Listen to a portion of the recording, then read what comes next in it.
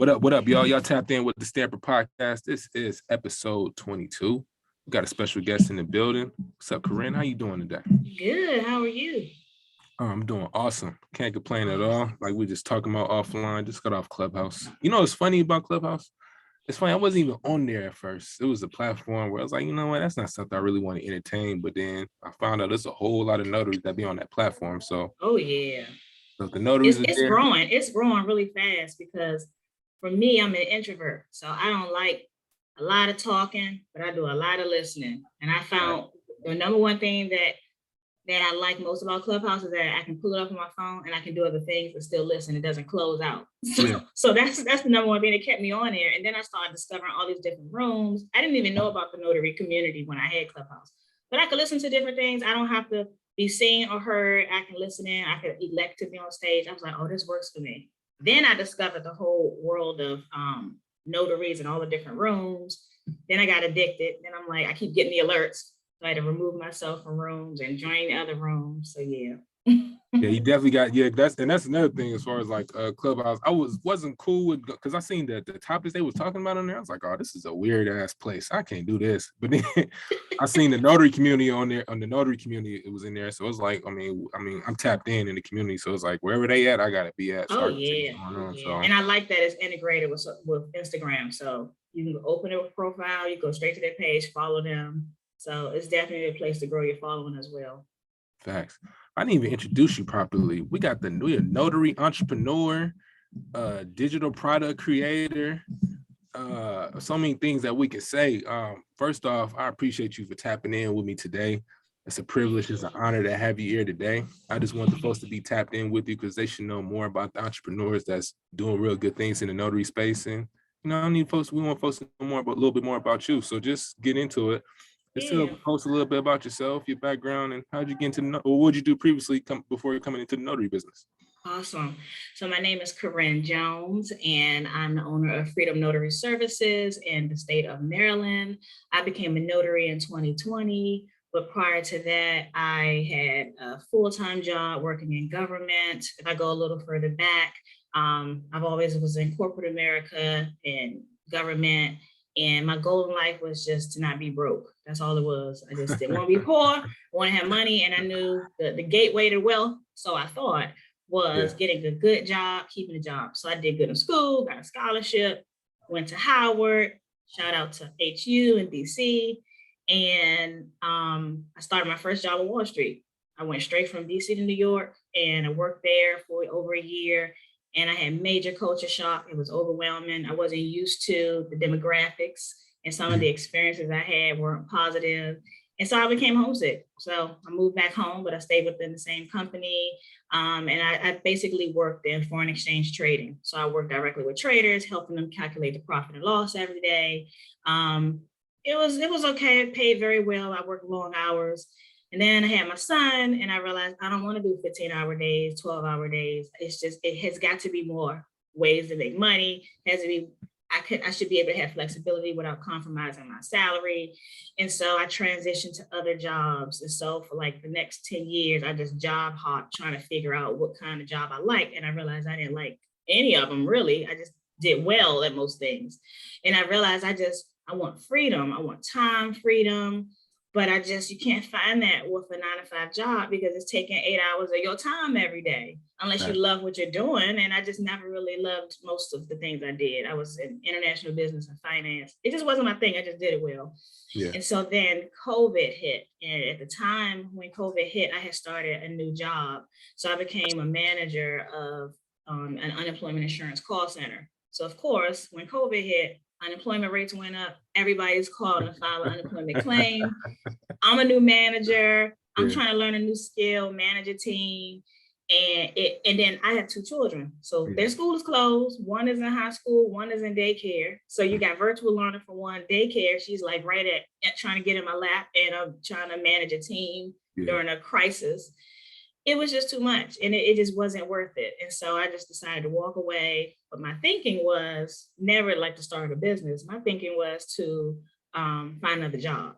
Yeah. And of course, that made no sense when everybody else is looking for a job. But I'm like, but I can find another job. I'm capable of it. I just know this current job gonna kill me. Right. So I left the job and I started to look for another job. I had a headhunter, had all sorts of resources, and I never got a call back, period. And I was like shocked. I guess it was my ego because I just knew I'm just the best catch out there. And I never got a job. And so my son was like, Mom, why don't you just get like a side hustle in the meantime? I'm like, a side hustle? I need a full-time job and I'm going to wait until I get one. But my son is an entrepreneur and he, is always creating and he doesn't believe he'll ever be an employee. It's counterintuitive to him. And so he was like, why don't you go on Fiverr? You could be like an editor. You're so smart. You write for people. You could do all kinds of things. And I just was like, I'm not doing that. You can't make no money like that. And then because he sent me all these videos, loan signing system, all of these different training programs start popping up as suggestions. And, they talk about making 6 figures a year and all that. And I was like, word, that's what I was making. Let me click on that. Yeah. And so I started looking at the videos and I was like, it sounds real gimmicky, but I know you can be a notary.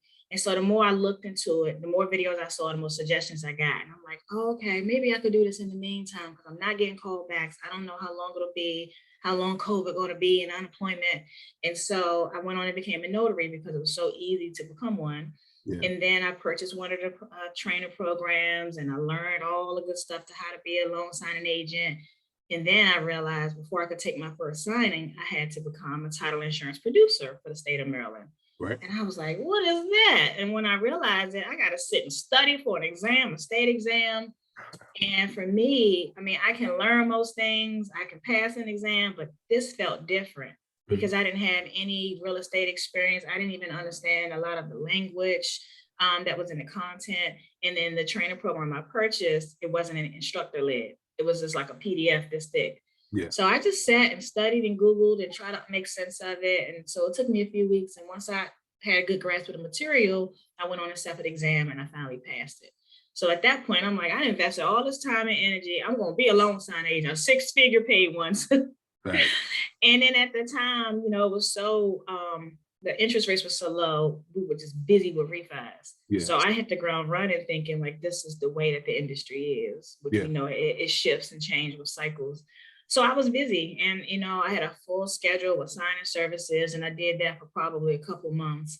And I loved it because it was so new, but I knew that it wasn't sustainable because I'm thinking if I'm ripping and running like this, I'm in my car all the time, last minute, you got to print 1,000 documents. You got to prep the doc. At the time I was putting the little tabs on everything. I was afraid to miss the signature. I was so terrified of all these rules. And I was like, I'm headed to burnout. I still have the momentum because I'm telling everybody I got my own business, but I'm like, I'm headed to burnout because I can't do this forever. Yeah. And so then I said, well, everybody says it's time to start marketing the title companies. Yeah. So I said, okay, I'm officially ready. So I started to did the whole gift baskets. I did all of that jazz. And I'm like, I feel confident I can do this. I did the script in my head. And I started to go to all the title companies in my area. I did the whole script, but it felt corny. It felt like I was asking people, begging people for business. And I'm like, but it works for everybody else. That's my pride. Corinne, step aside your pride and just do it. And so I would go in there and I would do my whole spiel, but I would connect with the person at the front desk. And I could see that they could see that I was like trying to sell something. And I'm like, this ain't even me. Why does this feel like this? Yeah. But I did it because I wanted to see the results. And I probably went to 30 title companies and that one time that I feel like good about it, but I'm like, this is the system. It works. So I finally found one in my area, but let me back up. So I did all that. I never got any callbacks. I would get an email here and there. They'll thank me for the basket. They're going to put my information on file, or here's the signing service that we work with. Go register with them. So I would do all of that. But in the meantime, I didn't get any business, and so I would give people tips and tricks about how to market, but I didn't get any business yet. So then it dawned on me that I need to, instead of spreading my net wide and applying to hundreds and hundreds of signing services and all these title companies, let me be a little bit more intentional about who I reach out to. Maybe it need to work for me. Instead of me promising I'm flexible, I'm here at a moment's notice, I can do all these things. That's not realistic. And I didn't choose this route to literally be a slave to other person's business structure. Right. So, and I have children and it's still COVID. And I'm like, maybe I got to find a job for real because this is not working. So I said, well, before I like throw the towel in, I decided, let me decide how I'm going to market differently. So I decided to draw my net in smaller, and I said, well, I'm gonna look up and reach out to title companies that are close to me, it's convenient to me, so therefore it's going to be convenient to them, and find environments that maybe a smaller, more familiar environment, so that I can create a relationship with them, and then see what happens. That way, if I drop in, just because it's near me, I can establish a relationship. If they ever need me last minute, I won't lose that one opportunity and say no, because they're already an hour away, because I was going to different counties thinking that's the way you do it. But do I really want to drive all the way to that county to pick up docs and drop off docs? It's just, people do it every day. I don't want to. So I went to one title company and I did my whole spiel, but it was a little different. I just say, hey, I live down the street. I'm in Bowie, just like you. And if you're looking for a notary to backfill, I'm here. I'm pretty flexible with that, just because of the essence of, my location. These are the things I can do. If you're ever available, if you ever want to talk more, let me know. And I left just thinking, whatever. I tried, that's that. And so they called me back. And so once they called me in, and I met with the owner, and we talked about my experience, and we hit it off pretty good. And I became incredibly busy with them. I became their preferred notary. And I knew I enjoyed the experience because I learned stuff that I didn't know doing refis and stuff, just through signing services. I knew the ins and outs. I knew how to prep the docs. I knew how to work with the settlement offer. All of that stuff I learned literally on the ground running, because we had a meeting, and then she said, you want to just take care of my closings for the rest of the day? And I'm like, oh my God, I don't know. Yeah, sure. So I just had to humble myself and ask questions when I was confused. And my first closing with them was like a couple of real estate agents in the room. It was a whole family buying a house, and the sellers were on the other side. I was just overwhelmed. I had to keep up with the docs and make copies of theirs. And I'm thinking, I don't really like this either, but it pays so much more. And I'm learning so much more. And so they kept me so busy, like I was turning down business with other signing services. And mind you, other title companies never called me, and they're down the street. Yeah. So I realized, okay, so I did something right, because I was intentional about who I targeted, and I gained a lot of experience. But something said, well, what if the market changes? This is the only flow of revenue I have. So do I work for them really? Or am I creating and expanding my business? And that happened, interest rates went up, and then they called me a lot less. And so before you know it, I'm back to looking at the list of 400 signing services that most likely won't call me, because if they're in California, they'll need me from time to time if they have a closing in Maryland, but they probably already have notaries in Maryland. So I was back in the same position.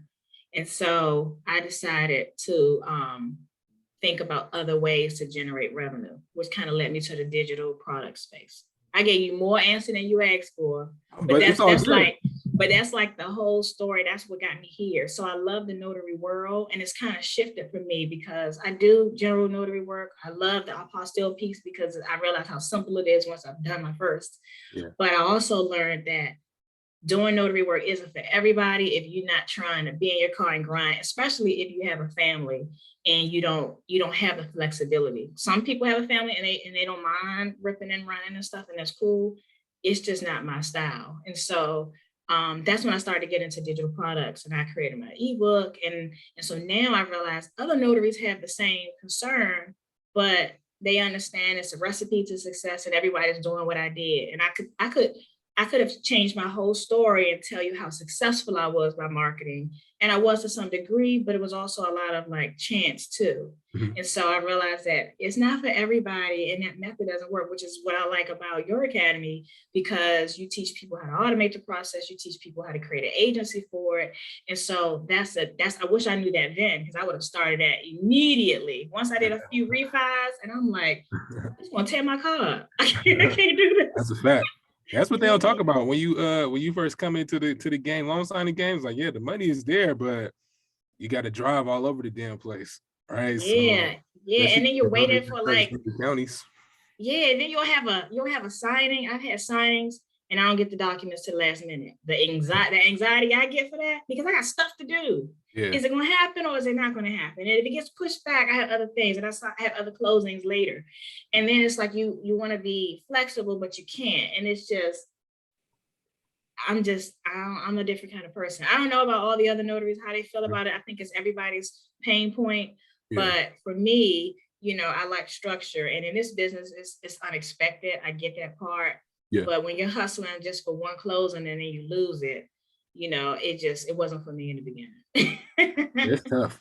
Yeah, because like I said, you will have some even signing services or title companies, they'll get those documents to you late, but it's imagine if you got four other closings that you got to do that day. So by them being late with those documents, that gives you less time to prepare.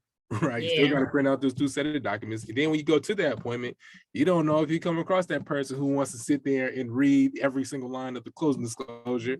And by the time you look up, you didn't spend 2 hours at this closing. You already late for your next appointment. So, and you know what I started to do? I started to really work on my emotional intelligence because I knew that you have the readers, you have people, if you approach them a certain way and communicate a certain way, you can instantly, they can just be disarmed. You build trust and you can get through the signing a lot quicker.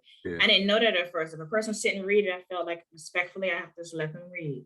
So I would already know they don't look sure. So I'm gonna start explaining every document a little bit more in detail in the beginning. And then once they were like, oh, she got this, I trust it. Then we done. Same here. Like I think in my career, I think I might have had 1% of people that have done that.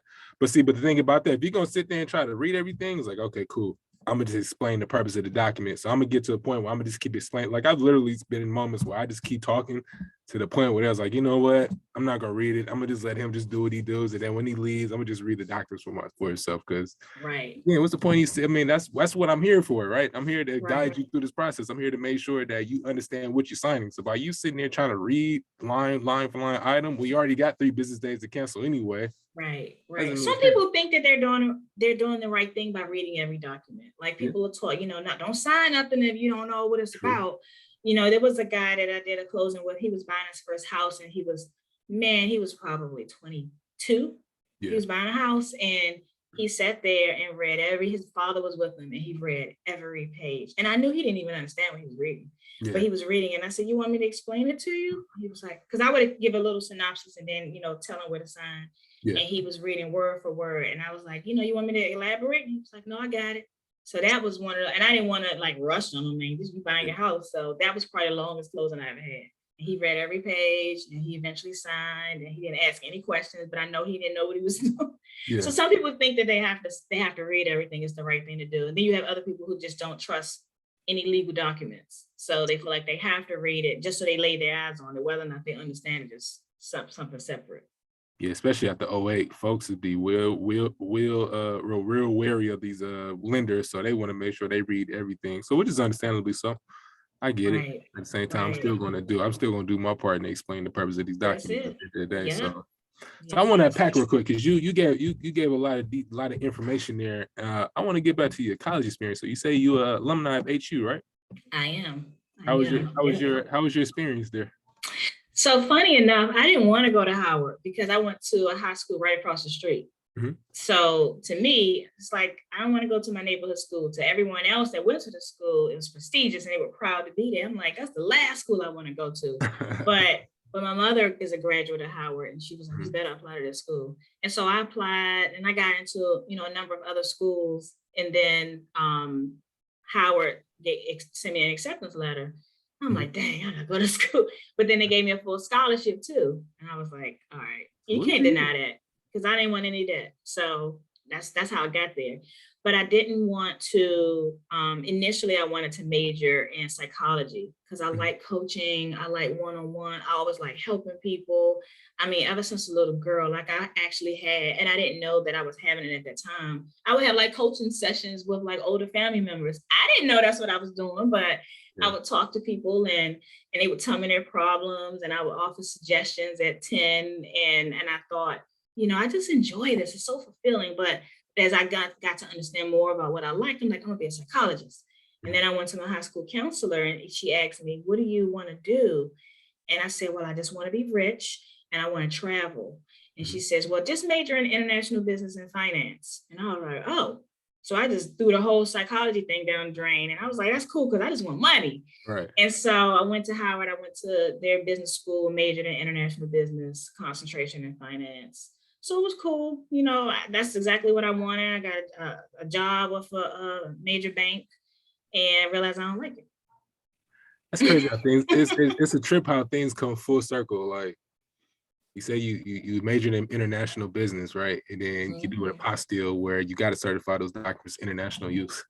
Yeah, I think every little thing, it's so funny you say that because I didn't think of it that way.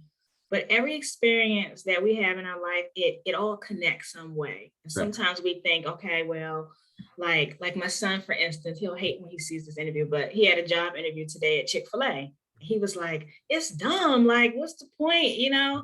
And I told him, I said, something in this experience is going to connect the dots with something else. So don't ever minimize experiences because somehow or another, it all comes full circle, even if it's a bad experience. Yeah. You know, it helps you in some way. So, you know, it's not foreign for me to, it's not, no pun intended, but it's not, you know, strange for me to work with somebody needing to get a document apostille for another country because I'm just familiar with just all of those things because I studied it. I've been in another country a few times and I'm just familiar.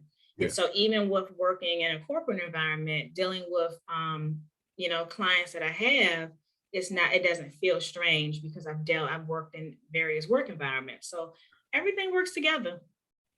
That's dope. That's dope. Yeah. That's dope. So you say you went to I definitely gotta ask this. So you say you working in the banking industry, right, on Wall Street? Mm-hmm. Talk about that. And I'm pretty sure it's not too many folks that look like us in that industry on Wall Street. So just talk about what being in that environment, you know, what was that experience like and how that shaped you to where you are today in your business? Right. So when I was at Howard, I knew that if I worked as hard to get this business degree, you know, everybody's working to get the best job with the Fortune 500 company. And so I didn't know where I wanted to go. I wasn't even okay. I didn't care to even move away. I just wanted a great job. And so a lot of companies came on campus to recruit. And so they interviewed everybody and I applied for various internships. And so every time I would apply for internship, you would have the interview in that summer and, you know, they would send you to another state and stuff like that. So I've interviewed in other states for summer internships and stuff. So I became okay with moving away. Yeah. And so I interviewed with one company and they had me come for a second interview and it was called Super Saturday. And so the position was to be an analyst. So they were taking all, you know, freshly new grads from college and you would be entered into like an analyst program and they would kind of train you and groom you for their company. Yeah. And so for Super Saturday was our interview. And so me and hundreds of other analysts that were seniors in college came to the interview. And so everything I experienced, I had no idea what I was doing. Yeah. And so we got up there that it was the summer before I got hired. And so, you go up there and we had a series of like panel interviews. There was one opportunity where I was in a room and we had to like put together like this whole Lego project and sell it to the people that were interviewing us. And so they're all like VPs and managers and they're part of the interview panel. And so they want to see how we work together as a team. And I'm like, this is so whack. But I knew that they were looking at more things than just how you show up in an interview, how you work as a team. Are you a leader? Are you a collaborator? All of that stuff. Yeah. So we did all that. And I got accepted for the analyst position. And so I already had my job before I even finished my last semester in college. So I was definitely bragging about that. I'm like, you know, what if I don't even finish? I already got the job. But the first day I started, they walked around and wanted your copy of your diploma, your degree. Yeah. So that was cool. So I moved to New York, and that's when the culture shock hit because I was the only Black woman in every single space, from happy hours to trainings. Like we did a few weeks of training, and people were pretty nice for the most part, but I didn't feel like I could relate with anybody. And I was homesick. And all my friends from college were Black. So it was definitely little nuances that we may not think about, you know, was very evident just from like the type of food or the type of music or the things I wanted to do or the things that, you know, just everything was just different. And so I began to naturally isolate myself, which definitely doesn't work because I'm still trying to learn a new job. It's my first job. Yeah. And so it was overwhelming. I just wanted to come home. I felt like a little girl. I wanted to come home, but I said, I'm going to stick out at least a year to get the experience. And so over that course of that year, I started to meet, I would see a Black person in the building or a happy hour. I'm like, hey, so we would connect. So I created my own little community within the organization of people that look like me and I could reach out to. And then I found other leaders in the organization that were minorities, and I would just offer like, hey, can we get coffee? And they would be quick to do it because they understood. So that was my saving grace, but I just still didn't love it. And so my role was a controller. So as a foreign exchange controller, I would project what the profit and loss was for the traders for the next day. Mm-hmm. So I would go to the trading floor and I would let them know like, okay, you are projected to lose X amount of Japanese yen or, whatever the currencies were that trader was trading. Mm-hmm. And they would accept or reject, or they would have an idea with their own research, but we provide that information for them. Yeah. And so being an analyst that did that, I mean, I learned a lot, but culturally walking through the trading floor, and it's just everyone, different gender, different race, I felt like I didn't always feel respected. I didn't always feel, at times I questioned my own competency because I didn't have a certain level of support. Yeah. And so I'm thinking, is it me? Is it just me lacking confidence, or is it the environment? And I think it was a little bit of both. So I can't overstress looking back how important, having a community is of people that can identify with you and can support you. And no question you ask is stupid. I would start to feel hesitant to ask questions about things that I knew nothing about, which are natural to ask. Yeah. But, as you put it, everybody was snooty. And yeah. I don't think it had everything to do with race and culture, but I just think that it was just a certain type of environment that I just wasn't used to. Yeah. But yet you had like other people that started working at the company that came from Ivy League schools. So they were already groomed in those environments. And I'm just a girl from DC that's super duper smart. And I just didn't have that level of experience. But looking back, I needed that experience to understand how important it is to offer your leadership and your mentorship for people coming up behind you that may need the guidance, not just because, not just if I see another Black person, but just anybody, because it really sucks to feel, alone and feel like no one can understand or support you. And it may have made a difference, and I may have stayed longer had I had a different experience. So, but I relocated. I moved to Baltimore and I stayed within the company because I hated it. And luckily human resources, found a position for me. And I even took a pay cut. I didn't care. I just wanted to be closer to home and more comfortable every day at work. So, yep, that was my first major job experience out of college.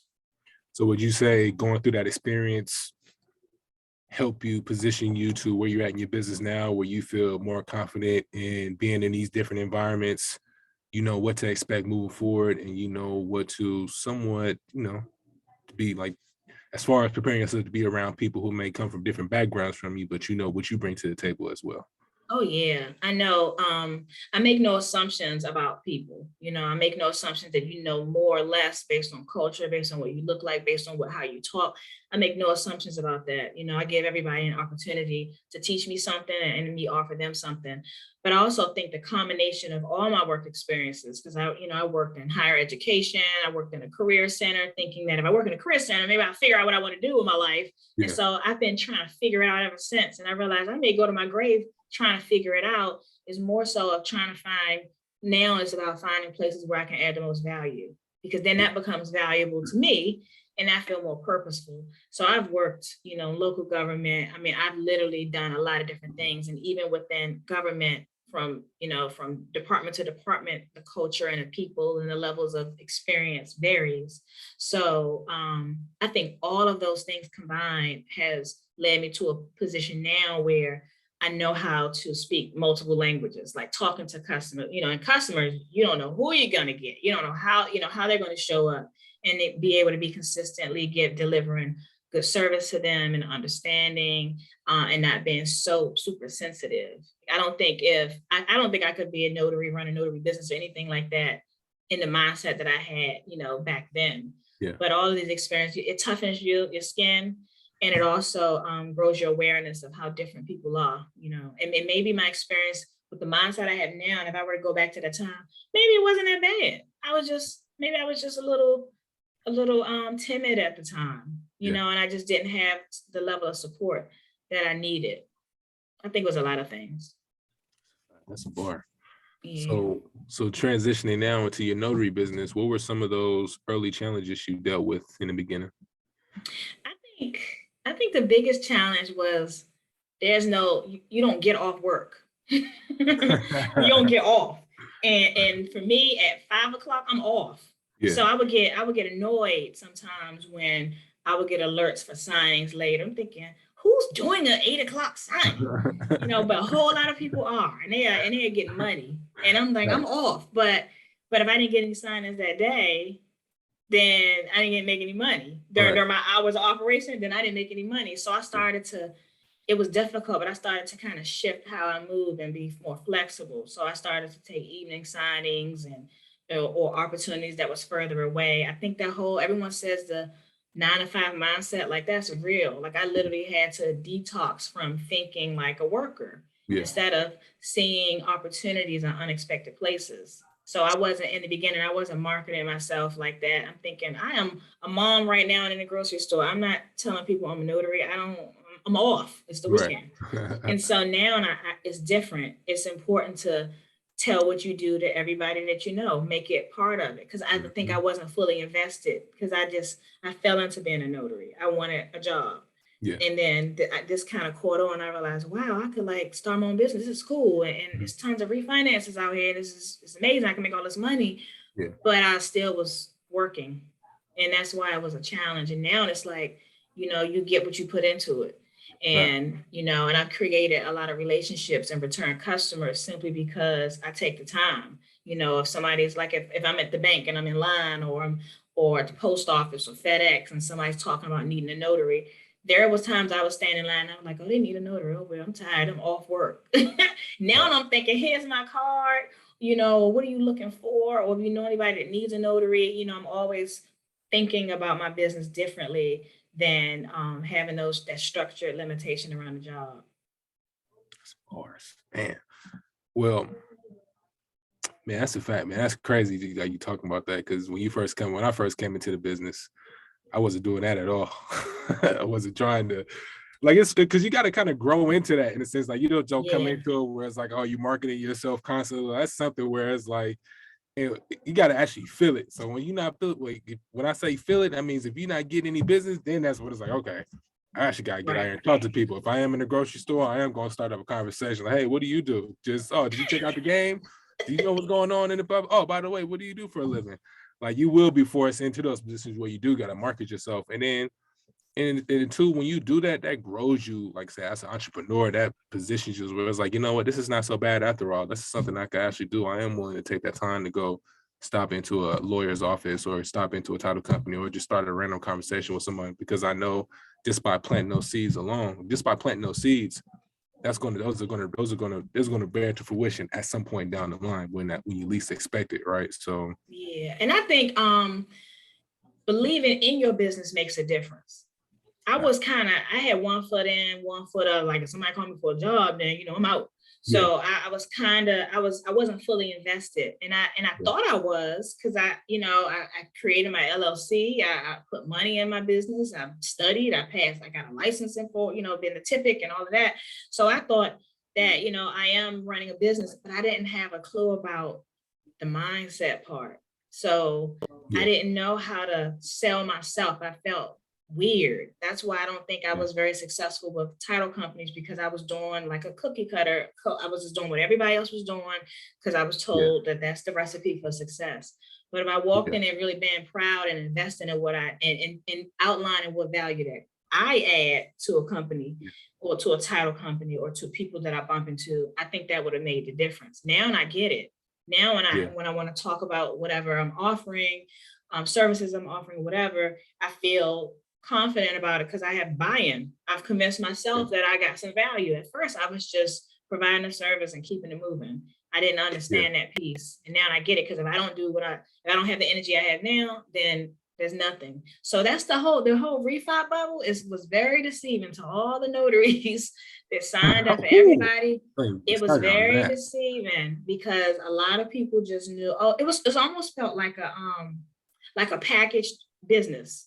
Like you can just become a business owner and here's a recipe because it was so much volume. So you can literally hit the ground running. And I was like, dang, I got the flexibility. I could turn down something. I could turn down an opportunity or take an opportunity. I can be home whenever I want. And all the things that they advertised when I first saw that YouTube video. And I was like, but I didn't know anything else. I wasn't building and expanding. And so that's when I came to a screeching halt when, you know, the one title company that was feeding me so well, it started to fade out and none of the signing services were calling me back. So then I realized, oh, you got to work your business. You got to put energy into it and believe in it and start thinking of new opportunities and networking. And that's when the shift happened. That's when I realized, okay, now I'm running a business. Facts. Yeah, that refinance boom of 2020, that was insane. That was insane. It seemed like I was getting like 10 to 15 notifications a day. So at that time you were doing loan signings consistently at that time? You want to know what's so funny? So I'll tell you this. So in the business, I've been in the notary business for about 5 years, right? But like you said, having 1 foot in, 1 foot out, that was me. That was me. So I was one of those kind of people where I'm trying to do too much. Like I had different businesses all over the place. I was working in financial services, vending machines, options trading. I was doing selling products on Amazon and eBay, just doing absolutely too much, right? Were you successful in all those things? Hell no. I wasn't successful in all those things. Like one would do well, one wasn't. It was almost like it wasn't like to where every single one of those businesses where I'm just doing astronomically well. Like I make 500 here, 600 there, 2,000 here, but it wasn't like one big thing where it's like, okay, this is a huge river, where it's just like I'm creating ponds all over the place. So I wasn't really getting anywhere. Like I'm putting all this time and energy into these different ventures, but I'm not getting out what I'm putting in, if that makes sense. Yeah. Right. So during that time, like I said, I was working in financial services. And I got kind of put off from the notary business for a while because when I first came into the business, I think I mentioned this earlier, like my whole thing was I want to do loan signings, get that direct business. I didn't know anything about apostilles. I didn't know anything about estate plan signings. I didn't know anything about I-9s, power of attorneys. I didn't know anything of that nature. Because when you got 1 foot in, 1 foot out, you know, you're not really focused on what as far as what else is being offered to you in this particular industry. You just focus on one specific thing and you keeping it pushing. So because of that, I missed out on a lot of business and a lot of opportunities because again, I wasn't fully invested into the business. Now, when I made that decision to say, you know what, I'm gonna cut out all of these ventures. One thing that was consistent was the notary business. I'm gonna go all in on this and then just go from there. And then when I made that decision to cut off all those other ventures that I was into, my business benefited because of that. Right. So that's why I think that's why they always tell you, like, master your craft, master that one thing first. And then once you completely master that one thing, then you can venture off and do all those other ventures that you want to get into, because this business, you already got it mastered. You got it on autopilot. You got the pieces in place to where it could actually run itself without you. Then you can venture off and do those other things. So that is so true, because, you know, I've put money into a lot of other things in the beginning. Like I purchased options trading, training course, because it's like you feel anxious and you want to make money and you don't want to lose another opportunity, but you really can't give and when you're trying to learn something to mastery, you can't. Some people do, but for me, I can't do all these multiple things at the same time to mastery, at least to be successful. It's just not going to happen. And so you end up inching forward, stepping back, inching forward, and then eventually, like, you stop doing those things, and then you realize you wasted time and money when you could have just been focused on one thing. I think everybody goes through that at some point, but that's what the experience is about. Now I get it. If I want to move into do something different, then I really have to be focused and give that my time and attention, and don't let the distractions and shiny things, you know, lead me over there. But then I'm not efficient at all. Yeah. And man, you hit the nail on the head. Like, you're much more efficient when you all in, because when you're doing all these different things, you're not going to learn the type of insights that you will learn once you all in about a particular, whether it's a particular marketing strategy or how to get connected with the right people. Because again, I was doing so much, doing all these different things to where I didn't even have a full understanding of how can I really fully monetize this business without having to completely rely on signing services all the time. Because my whole thing, because initially, what turned me off about the notary industry initially, like just being in it, and I was a little jaded because I'm trying to figure out, like, how all these other notaries getting these direct signings. They just first getting into the business. Meanwhile, I gotta always rely on signing services. And what I hated most about the business was like, damn, I gotta wait 30 days to get paid. Right. And that's what pushed me into other ventures. Cause it's like, well, damn, I gotta wait 30 to 45 days to get paid. I got kids to feed, I got family to take care of, bills to pay. I can't sit up here and wait 30 days to get paid. Like I gotta find other ways to get it. Right. So when I and shout out to Andre actually, man. As soon as I took Notary November and I finally figured out, I was like, oh, y'all making money outside of loan closings? How y'all doing that? And then once I actually got educated, so once you get educated and you put yourself around the right people that's actually doing these things and just getting in the right environment, so you actually see it's possible.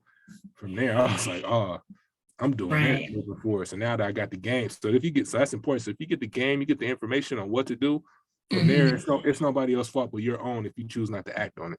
Right. That's so true. Right. Yeah, that is so true. Yep. And I didn't know in the beginning how important networking was, because networking in this space as an entrepreneur is different than the workplace. Like I guess I felt jaded with networking in the workplace. I hated the happy hours when I was in New York. It was just like, I did it because, you're shunned if you don't, I'm sticking out like a sore thumb if I didn't show up and everybody else was there. And then you got to have all these, to me, meaningless conversations and after 5.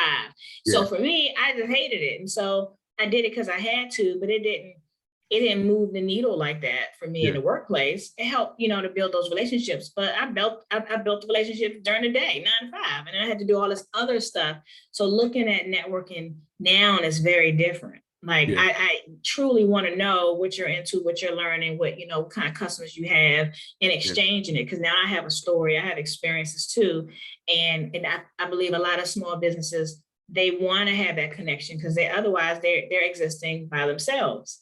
And so to build that community with other companies, with other small businesses and entrepreneurs, you get new perspective, you get put on a different vendor, you save money, you realize some of the gripes you have, you're not alone, or maybe you was doing something wrong. And then just to feel supported too, it goes very, very far. I wouldn't have a lot of the experience and opportunities now had I not started to network and stop looking at it the way I looked at it when I was working. And to add on to that, like as entrepreneur, like it's not like you said when you're in the job, when you're in the job in the job space where you networking, because again, you just network, you're not really having those real meaningful conversations. At the end of the day, you still got stability, whether this conversation works out or not. That's true. But as an entrepreneur, like you have to be very intentional about building that community, being very intentional about making that connection, because you never know, that one person, just from that little tidbit of information or who they can connect you with, can completely shift your business. So you have to be very intentional about the way you network and who you be, and being diligent about who you connected with at the end of the day. So that is so true. Yeah. So as far as like in your notary business now, where are you at as of now? What is like your niche now that we know that it's like you do loan signings, but is that still your thing, or are you transitioning to general notary work? Like where are you at as of now? So right now I do a little bit of loan signings. I'm not pushing that hard. I mean, I'm not excited now that I know you can make money quicker doing other things. I do them when it's absolutely convenient for me. So I'll accept them. Sometimes I'll get calls from the title company and stuff like that, but I'm not aggressively working toward it. If there's another wave where interest rates go down, if that ever happens, I'll take more because it's easy to do. I have experience with it. I don't mind printing to some degree, even though I'm not pressed to do it, but I'm not. And so I do a lot of general notary work in my local community. But what I really want to do is I'm moving into the space of coaching because I actually love to do that. And that's the funny thing you talk about full circle is that like everybody wants to be a coach. If you go on social media, everybody and their mama's a coach. If they learn a skill, now they want to coach the skill. I totally get that. It's an opportunity. If you have something that somebody doesn't have, you got some value that they want. Maybe not everybody want it, but you have it. So I respect that. But for me, this is something that comes natural for me. When I'm one-on-one with anybody, I'm able to help shift their perspective about things, depending on what it is and what they can gain from me. And so what I found is that when things slow down so quickly, I'm like, what's another way that I could leverage what I have to get what I want that doesn't sacrifice so much of my time like it has? Because I was just feeling kind of burnt out from all the signings and stuff. And then the hustle with marketing, I'm like, I done spent the days with a whole tank of gas, and I know these people ain't gonna call me back. Right. So I'm like, this is just, I'm tired. And so I decided I'm gonna start creating digital products. Like I'm gonna start, creating things, but how am I going to sell it? Like, how does that part work? And who's my audience? And I started to think at first, my audience is the public, all the people that I provide signings for and all of that stuff. And I'm thinking everybody's so different. Yeah. And so and what am I going to talk about? So I started to think about all these things, but I knew that digital products saves time. You put the effort in one time, it's done. You can make money till infinity. And I knew that it will fit so much more as other services that I create within my notary business expands. I can still have this during these times when there's no business. Yeah. And so I learned how to write an ebook because I'm a writer too. So I write all the time. I've written for every company that I've worked for. So I've been a technical writer. So if you needed somebody to write all your standard operating procedures, like I'm great at being like a requirements analyst. I can figure out without knowing the craft and what you do, I can write it in a technical language. So that now you have a document within your business that has an instructional guide. So it can kind of live on. You can train people without, losing time and all that stuff. So I've done standard operating procedures, technical documents, guides and stuff for years. And then I'm like the whole resident resume writer in my family. So, and then I journal every day. And so it's a natural skill and gift that I have. And I'm like, well, I can write ebooks, but does everybody else want to write ebooks? Does everybody else want to write things? So then I started to think, eventually I want to start teaching other businesses how to write ebooks and how to draft documents. How do I even leverage that? I don't even know, because I just want to create digital products to bring in some income. Yeah. So that's what led me to write the ebook that I have called the Notary Pivot. It's a notary's guide to transferring your knowledge into digital products. And so the ebook that I wrote talks about how a notary can take all the knowledge that they have that sometimes they don't even really recognize, and they can transfer that into a digital product that somebody can benefit from. And so the book is targeting notaries who really don't think that they can do it. So somebody like you might not need my book because you have digital products, you understand the value of it. But there are a lot of notaries that watch everybody else that create digital products, and they think, well, I'm kind of new, or, I don't have a necessary niche, or I don't know how to write a book, or it's too hard. They just don't understand how to do it. And we both know how simplistic it is. They just need to know how to do it and how to leverage it. And so that's what my ebook is about. And so a lot of people, I've shifted a lot of perspectives with it. A lot of people have purchased the book and now they realize, oh, I don't have to be, a veteran notary to create a digital product for my business. It's just like every other service that you expand. This one is just way better. You make it one time and it works itself. You just market it and stuff like that. And so ultimately what I want to begin doing is I started already coaching notaries on how to do that very thing. And I learned through already coaching some notaries is that it's not the whole technical piece of how to write it and what to use and what platforms and how to use Canva. It's more so about removing the roadblocks and identifying the values you have and connecting that with the audience that you want to serve. And people don't even realize how important that is, but that's the number one thing that keeps them from creating something. And once you create a digital product, it's so rewarding. Like you have a whole product on the show that you can sell. You're not just doing all the other services that notaries do. You have something unique. And I believe that it can be 20 people or 30 people or 50 people that can teach on the same thing, but it's something unique about the way you teach it and the content and experience that you have. And I don't think that a lot of notaries recognize that, So if I became a wedding officiant, I'm like, well, I personally know a couple wedding officiants. So what do I have to offer? I do. I have my own unique experience in Maryland. I have certain customer experiences that I may want to talk about. I can narrow it down to specific focuses. It's so many things that you can do and create to add value. And so that is what excites me. And then I love still being in the notary world, and I have the skills and I bring in revenue in my notary business, but digital products, oh, that's the way to go. That's definitely the way to go because it's endless things that you can create. It's a cheat code. It's a cheat code. Yeah. And you brought up something that's very important. Like it's easy to create the product, but it's hard. It's that roadblock and getting people that actually believe that they could actually do this. Yeah. Because for me, in my opinion, I believe I don't care who you is. We all bring something different. We all bring something that's unique to the table. So whether if you've been in the business for about a month or so, however way you get in business, I'm pretty sure you can help someone get business in that first month. Like someone can learn from your experience, someone can learn from your perspective. And so it's just a matter of, getting with people like yourself who's willing to help you position, to help you, put yourself in that book, help you shift your perspective and get you to think like, no, this is something you can do, regardless of if you're seasoned or not. It doesn't matter if you just having the confidence, having the belief in yourself. And I believe that's you really helping notaries with that. Yeah. And I think there's a note, like I feel like notaries pop up every day, whatever the statistic is, every 5 minutes, someone has become commissioned in their state.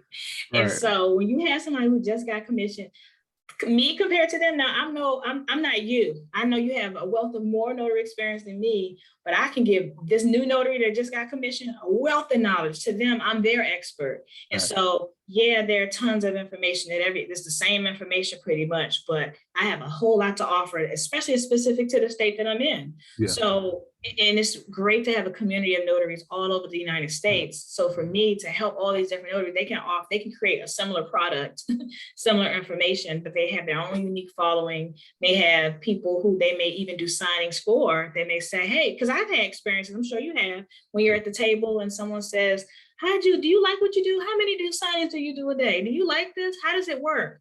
How do you become a notary? I have tons of times when that's happened. And in my head, I would think, what if I had an ebook teaching people how to do that, or a guidebook, and I could off the side after the signing is over, I could say, hey, if you're interested, here's my link, you can buy my book. Yeah. Like you don't have to have your customer base doesn't have to be other notaries on Instagram. It can be the people in your community, all your family members that want to get put on, but they're not serious. Buy my ebook first. Right. Buy my workbook, my digital, whatever it is.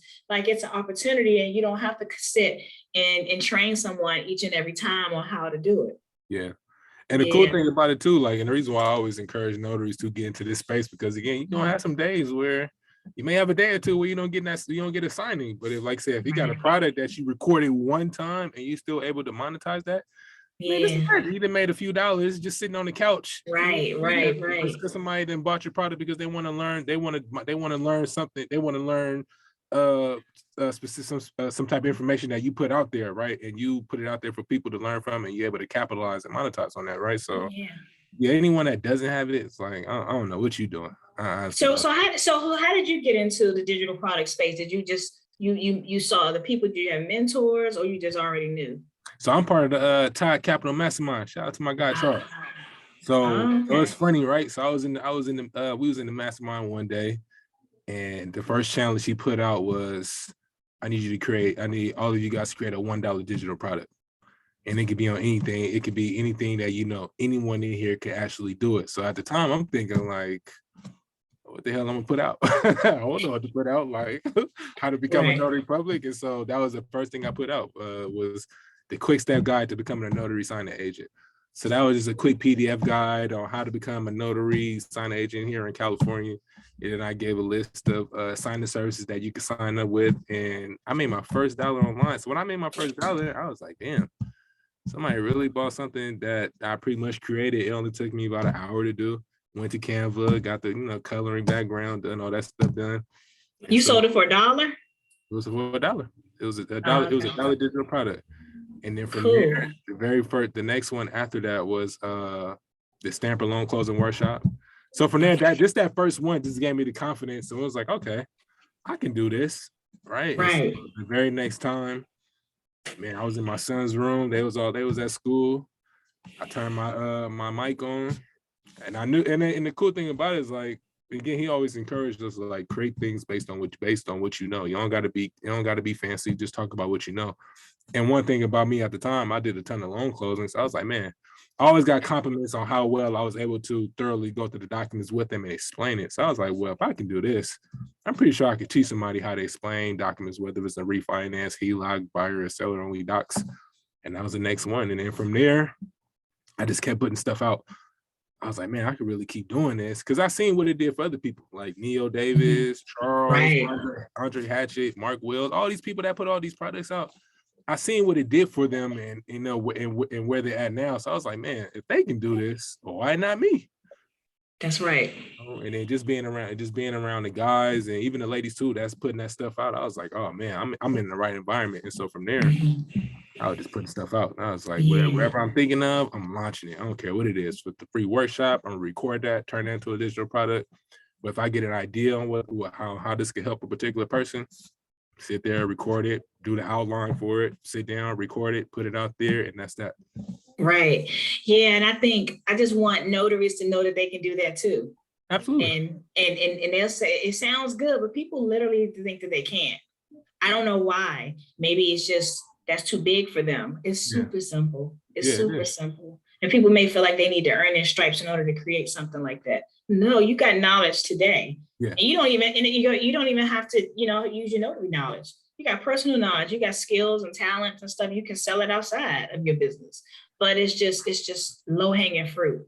Yeah. It's just too easy. Yeah, you get like it comes back to, like you said, I mean, just having that belief in yourself. Like you said, I think it's another thing what holds people back too, is feeling like you got to earn your stripes. And I dealt with that for a minute. I was like, well, do I really think I should do this? But when you think about it, it's people out here who only did a single closing. They put out how to do this, how to become a notary in this amount of time. I was like, dude, you never did that assignment. So how would you? If those people, if they feel confident enough to put something out there where they don't have the strength, they don't have no one to back them up, no reference checks or anything of that nature, who's to say you can't do it? Because again, we all bring something unique and something different to the table. I don't care who it is. We all bring something unique and different. So, and not being afraid to fail too. You taking a chance. You're taking a chance. I mean, when you're selling something that's personal to you that you created and nobody buys it, you felt like so sometimes I think it's a trick that goes on in people's minds where they're like, people don't know me, or I haven't done enough, or what about the things I don't know? Yeah. So they wait. They wait and they wait and they wait. And then somebody passed them in the race because they believe that they can. What they don't know, they don't know. And if they fail, they learn and they keep moving. So you got to fail. It's no avoiding that.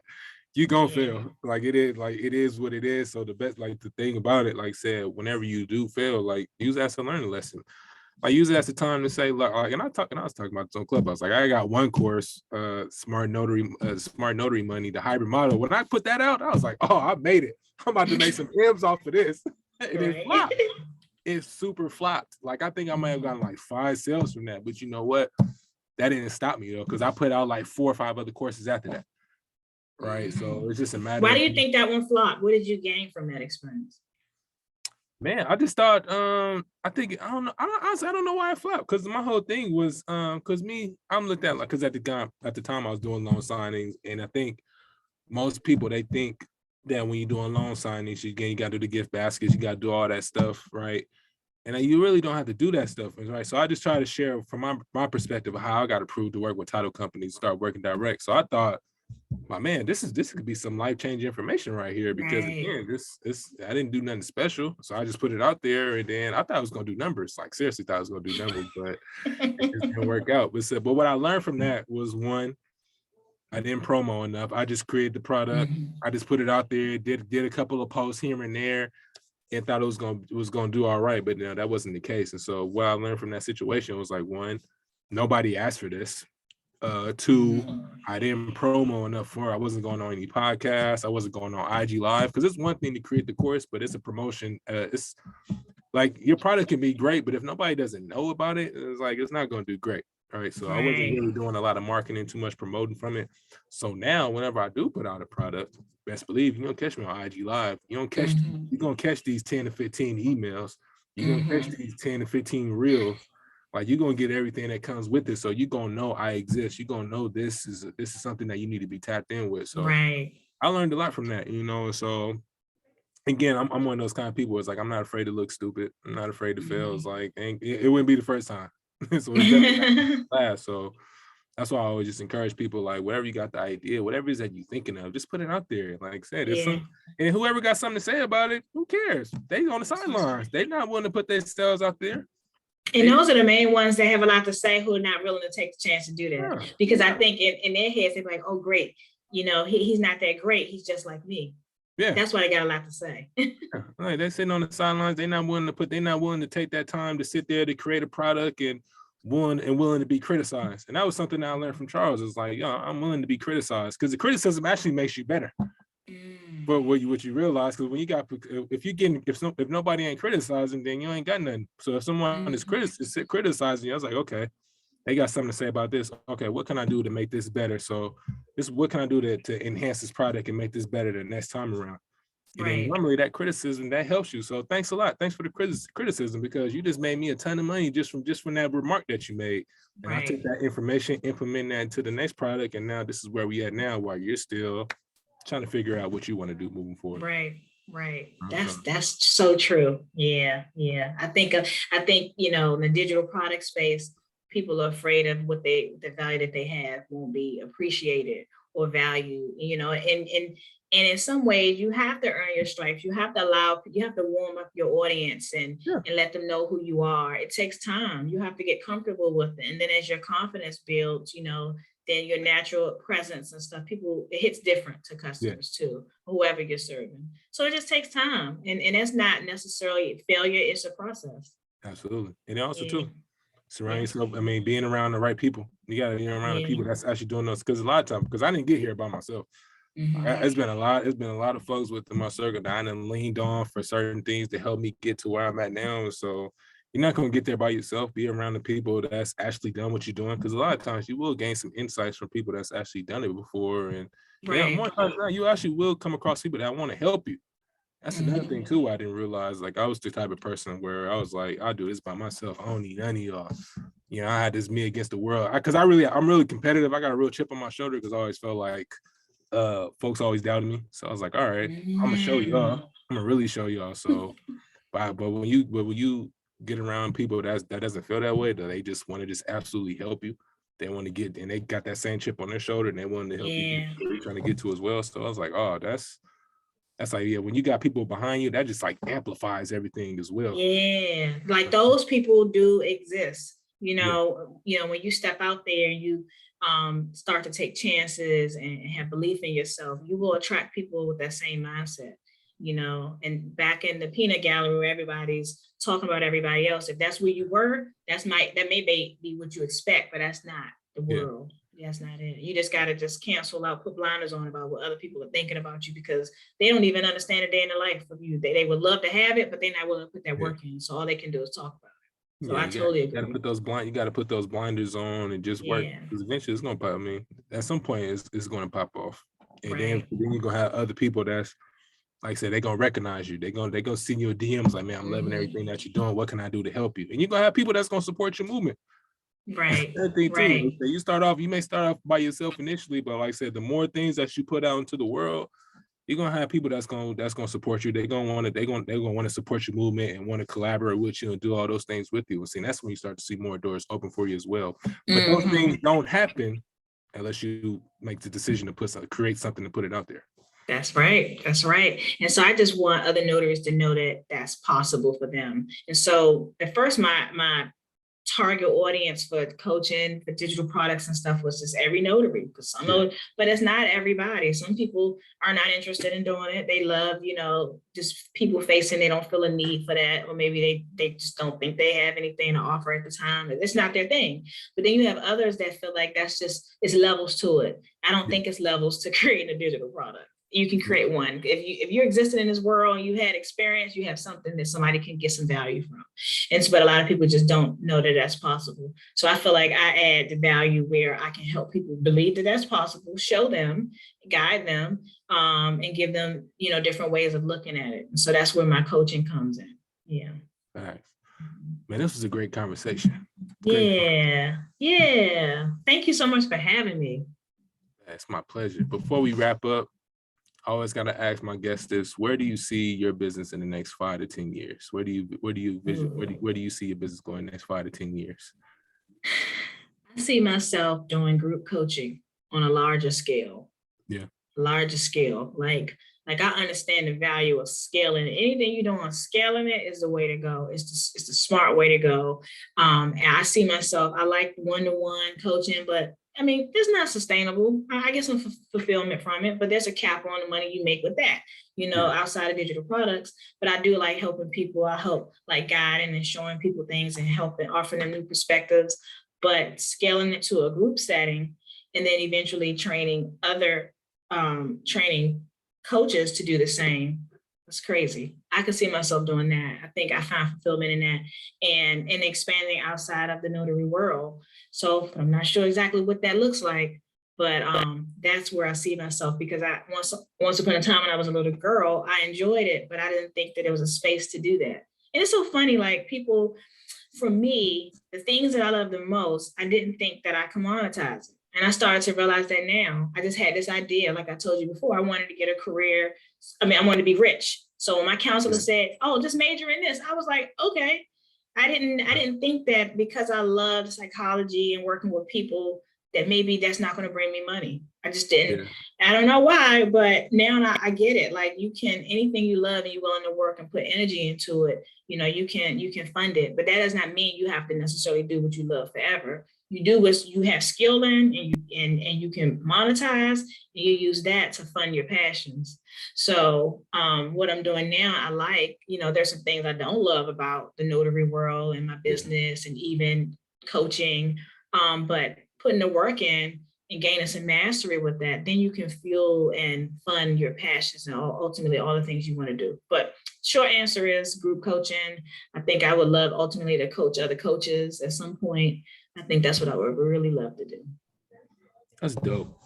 Yeah. That's dope. Make sure y'all tap in. Where can they tap in with you, Corinne? Where can they find you? Where can they support you? Okay. Plug everything for them. Yeah, so you can find me at Freedom Notary. That's at Freedom Notary on Instagram. You can also just keep following me. You'll find I'm developing more digital products relating to creating digital products and the different types of digital products you can create. Eventually, I will be developing an ebook writing course. I'm not sure if I'm going to do it live or pre-recorded. I think live is great. You'll learn how to write your first ebook. Yep, that's pretty much it. That's where you can find me now. Appreciate you for tapping in, for jumping on the show. And until next time, y'all, tongue tied. Peace.